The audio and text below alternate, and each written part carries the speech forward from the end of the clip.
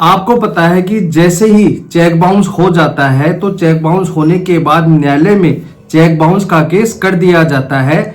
आज मैं आपको ऐसी दो परिस्थितियां बताऊंगा चेक बाउंस के मामले में जिसके तहत जो चेक बाउंस का मामला है वह आगे चलेगा ही नहीं। पहली परिस्थिति तो ये है कि आप कहीं पर जॉब कर रहे हैं और आपकी ऐसी जॉब है जहां पर आपको जो चेक है वह हस्ताक्षर करके देने पड़ते हैं।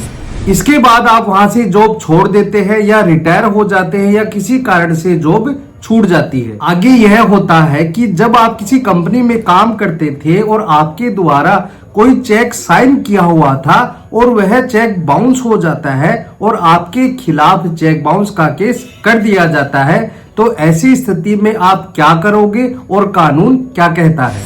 और जो दूसरी परिस्थिति है वह लोगों के साथ होती रहती है। कोई लेन देन किया जाता है, कोई उधार पैसे लिए जाते हैं या किसी से लोन लिया जाता है और सिक्योरिटी पेटे वह जो ब्लैंक चेक होता है उस पर हस्ताक्षर करके आपके द्वारा अगले व्यक्ति को दे दिया जाता है। अगर आपने किसी कंपनी से लोन लिया है तो कंपनी के द्वारा भी ब्लैंक चेक पर हस्ताक्षर करके रख लिया जाता है। और अगर आप किस्त समय पर नहीं दे पाते हैं या उनकी राशि नहीं दे पाते हैं तो कंपनी के द्वारा उन चेक पर डेट, धनराशि और जो बाकी चीजें हैं वह भरकर बैंक में लगा दिया जाता है और चेक को बाउंस करवा लिया जाता है। अब आप ध्यान से सुनना कि इन दोनों ही परिस्थितियों में कानून आपकी किस प्रकार से मदद करता है और हाई कोर्ट्स और डिफरेंस हाई कोर्ट्स की क्या जजमेंट है। तो बने रहे वीडियो के अंत तक। मैं मन सैनी एडवोकेट और आप देख रहे हैं हेमंत LLB लॉ। वीडियो अच्छा लगा हो तो प्लीज इसे लाइक करें। अगर आप चाहते हैं कि ऐसे इंटरेस्टिंग वीडियो मैं आपके लिए बनाता रहूं तो प्लीज चैनल को सब्सक्राइब जरूर से कर ले। पहली जो परिस्थिति है उसके संबंध में दिल्ली हाई कोर्ट का एक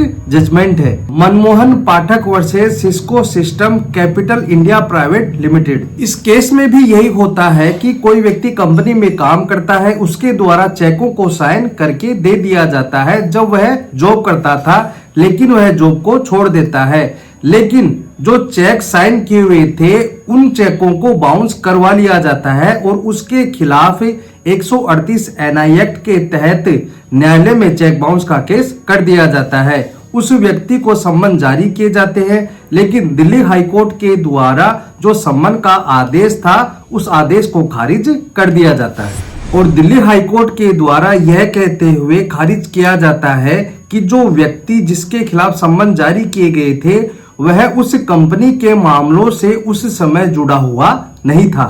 जो नेगोशिएबल इंस्ट्रूमेंट एक्ट है वह यह कहता है कि अगर किसी व्यक्ति के खिलाफ चेक बाउंस का केस किया जाता है तो वह कंपनी के मामलों से जुड़ा हुआ होना जरूरी है। तो इस प्रकार से कंपनी के मामले में जो पहली परिस्थिति थी उसमें कानून यह कहता है कि केवल चेक पर हस्ताक्षर करने से उस व्यक्ति के खिलाफ 138 NI एक्ट का केस नहीं बनता है। अब हम बात करते हैं कि जो दूसरी परिस्थिति थी उसके संबंध में कानून क्या कहता है और हाई कोर्ट के द्वारा क्या कहा गया। दूसरी परिस्थिति ये थी कि जब कोई व्यक्ति कंपनी से लोन लेता है और ब्लैंक चेक हस्ताक्षर करके कंपनी को दे देता है या किसी व्यक्ति से पैसे लेकर खाली चेक हस्ताक्षर करके दिए हैं और किस्त समय पर नहीं दिए जाने पर उस व्यक्ति के खिलाफ चेक बाउंस का केस कर दिया जाता है, तो ऐसी स्थिति में कानून क्या कहता है। इस संबंध में मुंबई हाई कोर्ट का एक जजमेंट है, MS Pinak Bharat and company बनाम अनिल रामराव नाइक। इस मामले में भी यही होता है कि किसी व्यक्ति के द्वारा कंपनी से लोन लिया जाता है और कंपनी के द्वारा उस व्यक्ति से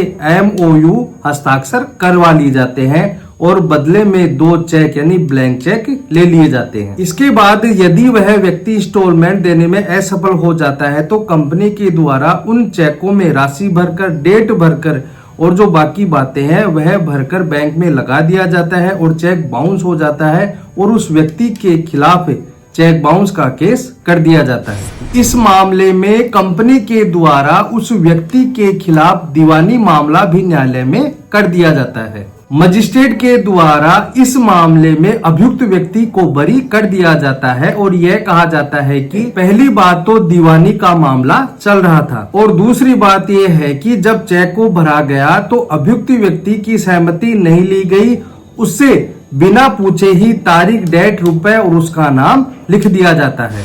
यहाँ तक कि उस अभियुक्त व्यक्ति को सूचना भी नहीं की जाती है। इस बात को लेकर नेगोशिएबल इंस्ट्रूमेंट एक्ट के सेक्शन 87 में यह बताया गया है कि जहां पर कोई मटेरियल अल्टरेशन हुआ है उसमें अगर कॉमन इंटेंशन नहीं है तो मटेरियल अल्टरेशन शून्य हो जाता है। एनआई एक्ट के केस को शून्य बना देता है, यह कहते हुए मजिस्ट्रेट के द्वारा उस अभियुक्त व्यक्ति को बरी कर दिया जाता है। मजिस्ट्रेट की कोर्ट के उस बरी आदेश के खिलाफ मुंबई हाई कोर्ट में इन दोनों ही क्रिमिनल अपील को दाखिल की जाती है, जो मैंने अभी आपको दोनों परिस्थितियां बताई थी। अब हम जान लेते हैं कि मुंबई हाई कोर्ट के द्वारा दोनों बहसों को सुनने के बाद क्या कहा गया। मुंबई हाई कोर्ट के द्वारा नेगोशिएबल इंस्ट्रूमेंट एक्ट के सेक्शन 87 का हवाला देते हुए यह कहा गया कि जो ट्रायल कोर्ट ने यह ओपिनियन होल्ड की है, यह जजमेंट दिया है कि जो चेक में अल्टरेशन हुआ है, जो नाम, धनराशि व डेट भरी गई थी उसमें कॉमन इंटेंशन नहीं था। जिस व्यक्ति ने चेक दिया था उसकी सहमति नहीं ली गई थी और उसको सूचना भी नहीं की गई थी। इसी आधार पर ट्रायल कोर्ट यानी मजिस्ट्रेट की कोर्ट ने जो आदेश किया था वह बिल्कुल सही किया था।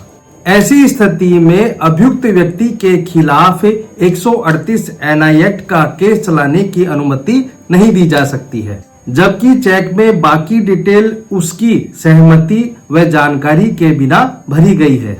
और इस प्रकार यह टिप्पणी करते हुए मुंबई हाईकोर्ट के द्वारा जो क्रिमिनल अपील दाखिल की गई थी उन दोनों ही अपीलों को खारिज कर दिया जाता है। जो लोअर कोर्ट में वादी था उसके द्वारा दाखिल की गई थी। इसके साथ ही हाई कोर्ट ने, ट्रायल कोर्ट ने जो आदेश किया था, आदेश को कंफर्म कर दिया जाता है। यानी कि जो मजिस्ट्रेट की कोर्ट थी, जो लोअर कोर्ट थी, उसके ही आदेश को मुंबई हाई कोर्ट के द्वारा सही मान लिया जाता है। तो इस प्रकार से ये थी दोनों परिस्थितियों के बारे में जानकारी कैसी लगी कमेंट बॉक्स में जरूर बताएं। अगर आप चाहते हैं कि ऐसी इंटरेस्टिंग वीडियो मैं आपके लिए लाता रहूं तो प्लीज चैनल को सब्सक्राइब जरूर करें और बेल आइकन को ऑल पर जरूर सेट करें ताकि नोटिफिकेशन आपके मोबाइल पर आता रहे। धन्यवाद।